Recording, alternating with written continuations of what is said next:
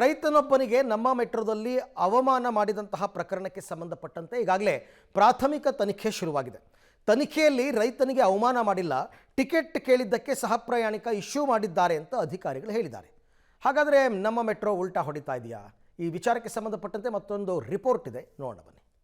ಮೆಟ್ರೋದಲ್ಲಿ ರೈತನಿಗೆ ಅವಮಾನ ಪ್ರಕರಣ, ಕ್ಷಮೆಯಾಚಿಸಿ ಉಲ್ಟಾ ಹೊಡೆದ ಮೆಟ್ರೋ. ಮೊನ್ನೆ ರಾಜಾಜಿನಗರ ಮೆಟ್ರೋ ನಿಲ್ದಾಣದಲ್ಲಿ ರೈತನಿಗೆ ಅವಮಾನ ಮಾಡಿದ ಪ್ರಕರಣಕ್ಕೆ ಸಂಬಂಧಪಟ್ಟಂತೆ ನಮ್ಮ ಮೆಟ್ರೋ ಅಧಿಕಾರಿಗಳು ಸ್ಪಷ್ಟನೆ ಕೊಟ್ಟಿದ್ದಾರೆ. ಮೊನ್ನೆ ಕ್ಷಮೆಯಾಚಿಸಿದ್ದ ಬಿಎಂಆರ್ಸಿಎಲ್ ನಿನ್ನೆ ಉಲ್ಟಾ ಹೊಡೆದಿದೆ. ಕೊಳಗ್ಬಟ್ಟೆ ಅಂತ ರೈತನಿಗೆ ಅವಮಾನ ಮಾಡಿಲ್ಲ, ರೈತ ಪ್ರಯಾಣಿಕನಿಗೆ ಟಿಕೆಟ್ ತೆಗೆದುಕೊಳ್ಳುವಂತೆ ಸೆಕ್ಯೂರಿಟಿ ಹೇಳಿದ್ರು. ಸಹ ಪ್ರಯಾಣಿಕನೇ ಬಟ್ಟೆ ಕೊಳಕು ಅಂತ ಅಜ್ಜನ ಬಿಟ್ಟಿಲ್ಲ ಅಂತ ತಿಳ್ಕೊಂಡು ಇಶ್ಯೂ ಮಾಡಿದ್ದಾರೆ. ಇದು ಟಿಕೆಟ್ ವಿಚಾರ ಅಷ್ಟೇ ಅಂತ ಹೇಳಿದ್ದಾರೆ. ಇನ್ನು ಇಬ್ಬರು ಅಧಿಕಾರಿಗಳನ್ನ ಒಳಗೊಂಡಂತಹ ತಂಡ ತನಿಖೆ ನಡೆಸ್ತಾ ಇದ್ದು, ಪ್ರಾಥಮಿಕ ವರದಿಯಲ್ಲಿ ರೈತನಿಗೆ ಅವಮಾನ ಮಾಡಿಲ್ಲ, ಟಿಕೆಟ್ ತರೋದಕ್ಕೆ ಹೇಳಿದ್ದು ಅಷ್ಟೇ ಅಂತ ತಿಳಿಸಿದ್ದಾರೆ. ಹಳ್ಳಿಯವರು ಟಿಕೆಟ್ ಇಲ್ದಲೇ ಸೆಕ್ಯೂರಿಟಿಗೆ ಬರ್ತಾರೆ. ಸೆಕ್ಯೂರಿಟಿಲಿ ಟಿಕೆಟ್ ಎಲ್ಲಿ ತಗೋಬೇಕು ಅಂತ ಕೇಳ್ತಾರೆ. ಅಲ್ಲಿ ಟಿಕೆಟ್ ಆಫೀಸಲ್ಲಿ ತಗೊಳ್ಳಿ ಅಂತ ಹೇಳಿದ್ದಾರೆ. ಮತ್ತು ಅವರು ವಾಪಸ್ ಹೋಗುವಾಗ ಮಿಸ್ಟೇಕ್ ಮಾಡ್ಕೊಂಡ್ಬಿಟ್ಟು ಜನರು ವಾಪಸ್ ಕಳಿಸ್ತಾ ಇದ್ದಾರೆ ಅಂತ ಆ ಥರ ಜನರು ಅಂದ್ಕೊಂಡಿದ್ದಾರೆ. ಮತ್ತು ಅವ್ರಿಗೆ ಈ ರೀತಿ ಏನು ಸೋಷಿಯಲ್ ಮೀಡಿಯಲ್ಲಿ ಏನಿದೆ ಅದು ನಡೆದಿದೆ ಅಂತ ಕೇಳಿದೆ. ಎನಿವೆ ಎನ್ಕ್ವೈರಿ ಮಾಡ್ತಾ ಇದ್ದಾರೆ, ಇಬ್ಬರು ಆಫೀಸರ್ಸ್ ಮಾಡ್ತಾ ಇದ್ದಾರೆ.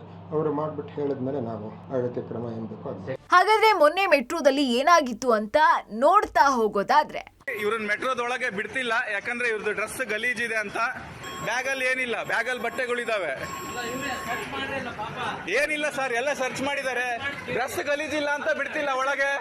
ಅಲ್ಲಿ ಸರ್ ನೋಡಿ, ಅವ್ರು ರೈತರವ್ರು ನೀವು ಯಾರಿಗೆ ಮಾಡ್ತೀರೋ ಮಾಡಿ. ಅಲ್ಲ, ಇದು ಬೇರೆಯವ್ರಿಗೆ ಅಸಹ್ಯ ಆಗುತ್ತಂತೆ. ಅಲ್ಲ, ಬೇರೆ ಇದು VIP ಟ್ರಾನ್ಸ್ಪೋರ್ಟ್ ಇದು. ಅವ್ರ ಟಿಕೆಟ್ ಇದೆ, ಎಲ್ಲ ಇದೆ ಅವ್ರದ್ದು. ಅವ್ರು ಯಾಕೆ ಒಳಗ್ ಬಿಡಲ್ಲ? ಏನಾರ ಇದ್ರೆ ತೆಗೆದು ಹೊರಗೆ ಕಳಿಸಿ, ನಾನೇನು ಹೇಳಲ್ಲ. ಮಾರ್ನಿಂಗ್ ಮಾಡಿದ್ದಾರೆ ಸರ್, ಆಗಲ್ಲ ಸರ್. ಅವರು ಗಲೀಜಿರ್ಲಿ, ರೈತರವ್ರು ಅದ್ ಹೆಂಗಿದೆ ಹೇಳಿ ರೂಲ್ಸ್? ಎಲ್ಲಿದೆ ಗಲೀಜ್ ಬಟ್ಟೆಗೆ ಬಿಡಲ್ಲ ಅಂತ? ಹಂಗಿದ್ರೆ ಸರಿ, ನಾನು ಹೊಸ ಪಂಚೆ ಕುಡಿಸಿ ಕರ್ಕೊಂಡು ಹೋಗ್ತೀನಿ ಒಳಗ ಅವ್ರನ್ನ. ನಡೀರಿ, ಚಲೋ ಭಯ್ಯ. ಒಟ್ನಲ್ಲಿ ಜಾಣ ಕುರುಡು ಪ್ರದರ್ಶನಕ್ಕೆ ಬಿಎಂಆರ್ಸಿಎಲ್ ಮುಂದಾಗಿದೆ. ಇದು ಜನರ ಆಕ್ರೋಶಕ್ಕೂ ಕಾರಣವಾಗಿದೆ. ರಾಘು ಜೊತೆ Prakash, metro bureau, public TV, Bengaluru. ಇನ್ನು ರೈತನಿಗೆ ಮೆಟ್ರೋದಲ್ಲಿ ಅವಮಾನ ಮಾಡಿದಂತಹ ಪ್ರಕರಣ ಸಂಬಂಧ ಮೆಟ್ರೋದವರು ಉಲ್ಟಾ ಹೊಡೆದಿದ್ದಾರೆ. ಅವಮಾನ ಮಾಡೇ ಇಲ್ಲ, ಬರೀ ಟಿಕೆಟ್ ಕೇಳಿದ್ದಕ್ಕೆ ಈ ಥರ ಇಶ್ಯೂ ಮಾಡಿದ್ದಾರೆ ಅಂತ. ಹಾಗಾಗಿ ಇದಕ್ಕೆ ಕೆಲವು ಪ್ರಶ್ನೆಗಳಿದೆ. ಉತ್ತರ ಕೊಡ್ತಾರಾ ನಮ್ಮ ಮೆಟ್ರೋದವರು ಅಂತಕ್ಕಂಥದ್ದು. ಏನು ಪ್ರಶ್ನೆಗಳು? ಈ ಪ್ರಶ್ನೆಗಳಿಗೆ ಉತ್ತರ ಕೊಟ್ಟರೆ, ಸಮಂಜಸವಾದ ಉತ್ತರ ಕೊಟ್ಟರೆ ಇವರು ಸರಿಯಾದ ತನಿಖೆಯನ್ನು ಮಾಡಿದ್ದಾರೆ ಅಂತ ಅನ್ಕೋಬಹುದು. ಯಾಕೆ ಅಂತಂದರೆ, ಪ್ರಾಥಮಿಕ ತನಿಖೆ ನಡೆದು ಈಗಾಗಲೇ ಮೊದಲನೇ ದಿನವೇ ಆತನನ್ನು ಕೆಲಸದಿಂದ ಡಿಸ್ಮಿಸ್ ಮಾಡಿಬಿಟ್ಟಿದ್ದಾರೆ. ಅದಾದ ನಂತರವೂ ಕೂಡ ಸಮಜಾಯಿಷಿಯನ್ನು ಕೊಡೋದಕ್ಕೆ ಬರ್ತಾ ಇದ್ದಾರೆ ನಮ್ಮ ಮೆಟ್ರೋದವರು. ಸೊ ಹಾಗಾದರೆ ಈ ಮೆಟ್ರೋದಲ್ಲಿ ಅವಮಾನ ಮಾಡಿದ ಪ್ರಕರಣಕ್ಕೆ ಸಂಬಂಧಪಟ್ಟಂತೆ ಉಲ್ಟಾ ಹೊಡೆದೋದಕ್ಕೆ ಕೆಲವು ಪ್ರಶ್ನೆಗಳಿದೆ. ಪಬ್ಲಿಕ್ ಪ್ರಶ್ನೆ ಏನು ಅಂತ ನೋಡೋಣ. ನೋಡಿ, ಮೊದಲನೇದು, ಮೆಟ್ರೋದಲ್ಲಿ ಟಿಕೆಟ್ ಪಡೆದವ್ರನ್ನ ಪರಿಶೀಲಿಸೋದಕ್ಕೆ ಸಿಬ್ಬಂದಿ ಇದ್ದಾರಾ? ಯಾಕೆಂದರೆ ಅವ್ರು ಲಗೇಜ್ಗೆ ತರ್ತಾ ಇರ್ತಾರೆ, ಲಗೇಜ್ ಎಲ್ಲ ಸ್ಕ್ಯಾನಿಂಗ್ ಮಾಡ್ತಾರಾ, ಪರಿಶೀಲಿಸೋದಕ್ಕೆ ಜನ ಇದ್ದಾರಾ ಇಲ್ವಾ ಅದನ್ನು ಮೊದಲು ಸ್ಪಷ್ಟಪಡಿಸಿ. ಒಂದು ವೇಳೆ ಪರಿಶೀಲಿಸೋದಕ್ಕೆ ಸಿಬ್ಬಂದಿ ಇದ್ದರೆ ಅವರು ಯಾವಾಗಿಂದ ನಿಯೋಜನೆಗೊಂಡಿದ್ದಾರೆ? ಇಲ್ಲಿನ ನಾಡು, ನುಡಿ, ಸಂಸ್ಕೃತಿ, ವೇಷ, ಭೂಷಣ ಇದೆಲ್ಲದರ ಬಗ್ಗೆ ಅವ್ರಿಗೆ ಅರಿವಿದೆಯಾ? ರೈತರನ್ನ ನೋಡಿದ ತಕ್ಷಣ ಇವರು ರೈತರು ಅಂತ ಗೊತ್ತಾಗಲ್ವಾ? ಅವ್ರಿಗೇನಾದರೂ ಇನ್ಸ್ಟ್ರಕ್ಷನ್ ಇತ್ತಾ ಈ ಥರ ಗಲೀಜು ಬಟ್ಟೆ ಹಾಕ್ಕೊಂಡು ಬಂದರೆ ಬಿಡಬಾರ್ದು ಅಂತ? ಗೊತ್ತಿಲ್ಲ.